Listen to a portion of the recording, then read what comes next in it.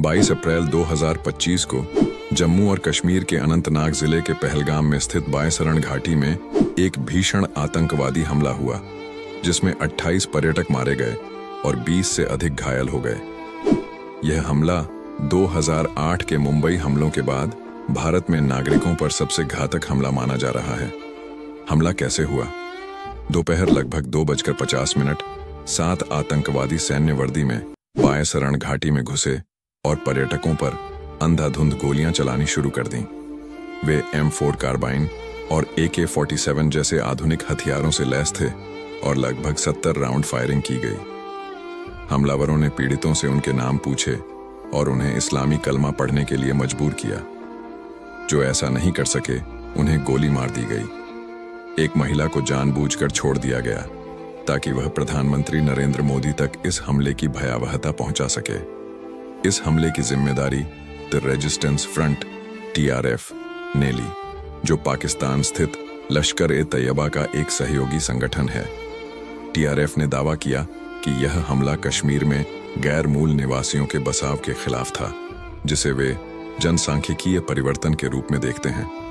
जांच और सुरक्षा प्रतिक्रिया राष्ट्रीय जांच एजेंसी NIA ने जांच शुरू की और 3 संदिग्धों के स्केच जारी किए।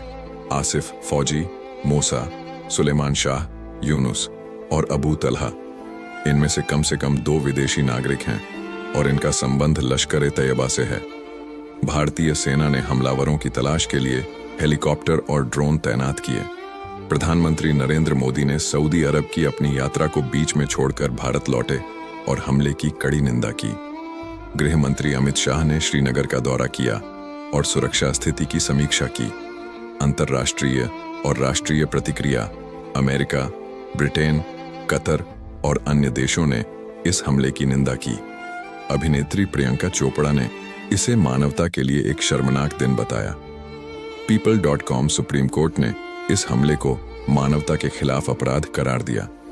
भारत की कूटनीतिक प्रतिक्रिया: भारत ने पाकिस्तान के साथ अटारी वाघा सीमा को बंद कर दिया और SAARC वीजा छूट योजना को निलंबित कर दिया। 1960 की सिंधु जल संधि को भी अस्थायी रूप से निलंबित कर दिया गया। पाकिस्तानी राजनयिकों को निष्कासित किया गया और भारतीय उच्चायोग के स्टाफ को भी कम किया गया। कश्मीर में तनाव की पृष्ठभूमि 2019 में अनुच्छेद 370 के हटने के बाद जम्मू और कश्मीर की विशेष स्थिति समाप्त कर दी गई और गैर मूल निवासियों को बसने की अनुमति दी गई। इससे स्थानीय लोगों में असंतोष बढ़ा और आतंकवादी संगठनों ने इसे जनसांख्यिकीय परिवर्तन के रूप में प्रचारित किया। TRF जैसे समूहों ने इस असंतोष का फायदा उठाकर हिंसा को बढ़ावा दिया। आतंकवादी हमले में 3 गुजरातियों की जान चली गई। इनमें सूरत के शैलेश भाई कलथिया भी शामिल थे। गुरुवार को उनका अंतिम संस्कार किया गया। केंद्रीय मंत्री CR पाटिल उनके परिवार को सांत्वना देने पहुंचे थे। इस दौरान उन्हें शैलेश की पत्नी शीतलबेन का आक्रोश झेलना पड़ा। शीतलबेन ने केंद्रीय मंत्री से कहा, पहलगाम में कोई सेना, कोई पुलिस नहीं थी। नेताओं के पीछे कारों का एक बड़ा काफिला होता है।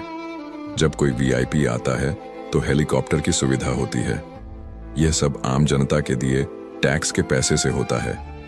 फिर हमारे लिए कोई सुविधा क्यों नहीं थी? 44 साल के शैलेश भाई सूरत शहर के चिकुवाड़ी इलाके के रहने वाले थे। वह स्टेट बैंक ऑफ इंडिया में मैनेजर थे। 4 साल पहले ट्रांसफर के चलते मुंबई चले गए थे। वे अपनी पत्नी और 2 बच्चों के साथ पहलगाम घूमने गए थे। पहलगाम हमले में कुल 27 पर्यटकों की मौत हुई है।